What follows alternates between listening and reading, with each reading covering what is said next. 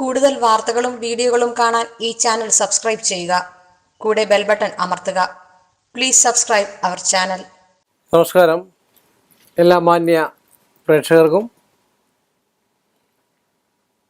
എല്ലാ ജ്യോതിഷ പ്രേമികൾക്കും എന്നെ ഇഷ്ടപ്പെടുന്നവർക്കും നമ്മുടെ ഏഷ്യ ലൈവ് ടിവിയിലേക്ക് നിസ്സീമമായ സ്വാഗതം. തൊഴിൽ തടസ്സം അവർ ചോദിക്കുന്നത്, ജോലി തടസ്സം, തൊഴിൽ തടസ്സം മാറുന്നതിന് എന്താണ് പരിഹാരം? ഒരുപാട് ആൾക്കാർ പരിഹാരങ്ങൾ ചോദിക്കുന്നതുകൊണ്ടാണ്. ചെറിയ ചെറിയ പരിഹാരങ്ങൾ, ബാക്കിയൊക്കെ കവടി വെച്ച് നോക്കിയിട്ട് വേണം ചെയ്യാൻ. ഈ പരിഹാരങ്ങളൊന്നും പരിഹാരങ്ങളാണ് എങ്കിൽ തന്നെ ഒരു പരിപൂർണമായിട്ടൊരു 10% ഉള്ളൂ ഞാൻ ഈ പറയുന്നത്. പിന്നെ കവടി വെച്ച് നോക്കി അതിൻ്റേതായിട്ടുള്ള വിഷയത്തിലൂടെ കടന്നു ചെന്നിട്ട് പരിഹാരം ചെയ്തെങ്കിലേ മാർഗമാകത്തുള്ളൂ. അപ്പോൾ നമ്മൾ തൊഴിലിൽ തടസ്സം എല്ലാവരും പറയും. ചില ആൾക്കാർ വന്നിട്ട് പറയും, നമ്മൾ ഡെയിലി വർക്കിന് പോകുന്ന ആൾക്കാരാണെങ്കിൽ പറയും, 2 ദിവസം അടുപ്പിച്ച് എനിക്ക് വർക്കുണ്ടായിരുന്നു, പിന്നെ 10 ദിവസത്തേക്ക് എനിക്ക് വർക്കില്ല, പിന്നെ അത് കഴിയുമ്പോൾ 5 ദിവസത്തേക്ക് കിട്ടും, പിന്നെയും 10 ദിവസത്തേക്ക് വർക്കില്ല. ഇങ്ങനെയൊക്കെ പറയുന്ന ഒരുപാട് ആൾക്കാരുണ്ട്. അപ്പോൾ ഈ തൊഴിൽ തടസ്സം മാറുന്നതിന് അതാത് ദശാകാലങ്ങളിൽ, ഇപ്പോൾ ആദ്യത്തെ ദശയാണ് ശിവനെ ഏറ്റവും കൂടുതൽ പ്രസാദിപ്പിക്കുക അല്ലേ? ഇപ്പം കേതുദശയാണ് ഗണപതിയെ ഏറ്റവും കൂടുതൽ പ്രസാദിപ്പിക്കുക. ബുധദശയാണെങ്കിൽ ശ്രീകൃഷ്ണനെ ഏറ്റവും കൂടുതൽ പ്രസാദിപ്പിക്കുക. ഇങ്ങനെയൊക്കെ ചെയ്ത് കഴിഞ്ഞാൽ തൊഴിൽ തടസ്സത്തിന്, മിക്കവാറുമുള്ള തൊഴിൽ തടസ്സങ്ങൾക്കൊക്കെ ഒരു മാറ്റം ഉണ്ടാകാനൊക്കെയുള്ള സാധ്യതാവസ്ഥ വളരെ കൂടുതലാണ്. പിന്നെ ഉത്തമനായ ഒരു ജ്യോത്സ്യനെ കണ്ട് ആ തടസ്സത്തിനുള്ള കാരണം ഇപ്പോൾ എന്താണെന്ന് കണ്ടുപിടിക്കുകയാണെന്നാണ് ഈ ജ്യോത്സ്യനെ ഞാനിപ്പോൾ ജ്യോത്സ്യനെ കാണണമെന്ന് പറഞ്ഞ് നിങ്ങൾ കൃത്യമായിട്ടുള്ളൊരു പരിഹാരത്തിന് വേണ്ടിയാണ് പറയുന്നത്. ഇപ്പോൾ നമ്മളിപ്പോൾ ഒരു ഉദാഹരണം പറയാം. ഒരു പനി വന്നു, മെഡിക്കൽ സ്റ്റോറിൽ ചെന്ന് മരുന്ന് മേടിക്കാം. 1-2 പ്രാവശ്യം മെഡിക്കൽ സ്റ്റോറിൽ പോയി മരുന്ന് മേടിച്ചിട്ട് ഫലമായില്ലേ, നമ്മളെന്ത് ഒരു ഡോക്ടറെ തന്നെ ഇന്ന് കാണും അല്ലേ?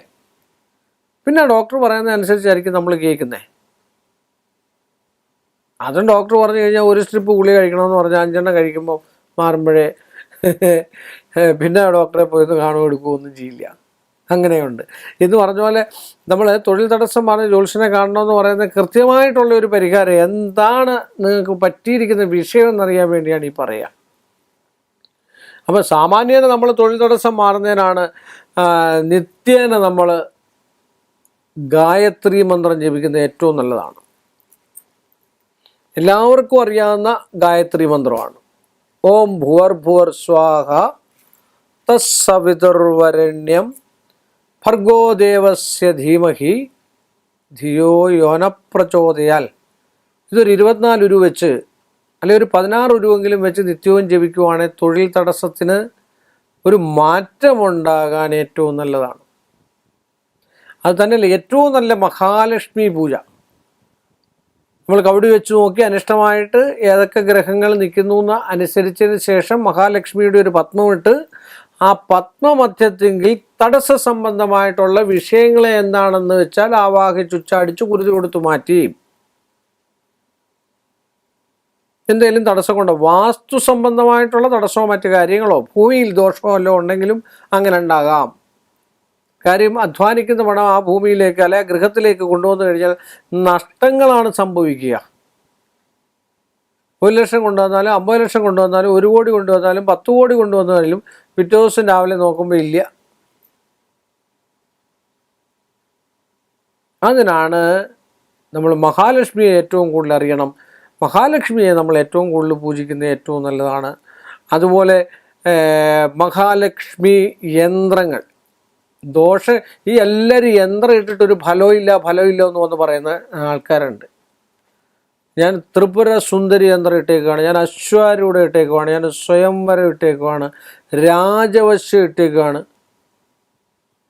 പക്ഷെ മൊത്തം മോശമായിട്ട് ചെന്നിട്ട് രാജവശ്യം ഇട്ട രാജവശ്യം ഫലം ചെയ്യുക ഇല്ല. ആദ്യം നമ്മുടെ കാര്യങ്ങളിലുള്ള തടസ്സങ്ങളെ മാറ്റിക്കളയണം. അതാണ് ആദ്യം ചിന്തിക്കേണ്ടത്. ഒരു വിവാഹം നടക്കത്തില്ല എന്ന് പറഞ്ഞാൽ ഉടനെ സ്വയംവര യന്ത്രം അങ്ങോട്ട് എഴുതിയിട്ട് വിവാഹം നടക്കത്തില്ല.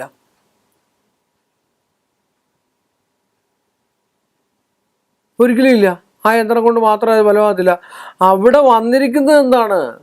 ഒരു വിവാഹത്തിന് എന്താ ഒരു സ്ത്രീയുടെ ശാപമുണ്ടോ, അല്ലെ മറ്റാരെങ്കിലും വിലക്കുണ്ടോ, കർമ്മസംബന്ധമായിട്ട് വിഷയമുണ്ടോ,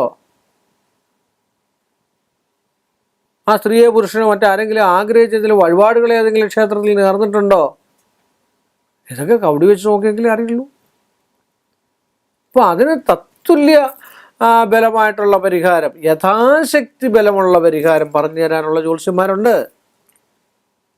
ഒരുപാട് ധനമൊന്നും മുടക്കാതെ അവരവരുടെ യഥാശക്തിക്കൊത്ത്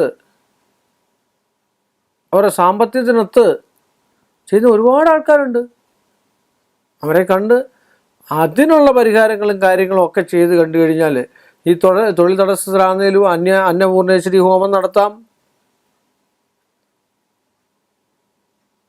താമരയിലൊക്കെ പിന്നെ അർച്ചന നടത്തി അന്നപൂർണേശ്വരി അഷ്ടോത്തരം ജപിച്ചോ, അന്നപൂർണേശ്വരി സഹസ്രനാമം ജപിച്ചോ, പിന്നെ താമരപ്പൂവൊക്കെ പൂജിച്ച് ഹോമമൊക്കെ കഴിച്ച് അതിൻ്റെ സംവാദമൊക്കെ സ്പർശിച്ച് അതിൻ്റെ പ്രസാദമൊക്കെ വീട്ടിൽ കൊണ്ട് വെച്ച് കഴിഞ്ഞാൽ വാസ്തു സംബന്ധമായിട്ടുള്ള ദോഷം പോലും മാറി നല്ല തൊഴിലും നല്ല സാമർഥ്യവും നല്ല തൊഴിലിന് പോകാൻ തന്നെ നമുക്ക് തോന്നാനുള്ളൊരു അവസ്ഥയും ഒക്കെ ഉണ്ടാകാൻ ഇത് ഉത്തമമാണെന്ന് പറഞ്ഞുകൊണ്ട് ഈ ഒരു ചെറിയ എപ്പിസോഡ് ഇവിടെ അവസാനിപ്പിക്കുന്നു. വീണ്ടും നമ്മൾ തമ്മിൽ കാണുന്നവരെല്ലാം മാന്യ പ്രേക്ഷകർക്കും എൻ്റെ നിശ്ചയവുമായ നന്ദിയും കടപ്പാടും. കൂടുതൽ വാർത്തകളും വീഡിയോകളും കാണാൻ ഈ ചാനൽ സബ്സ്ക്രൈബ് ചെയ്യുക. കൂടെ ബെൽ ബട്ടൺ അമർത്തുക. Please subscribe our channel.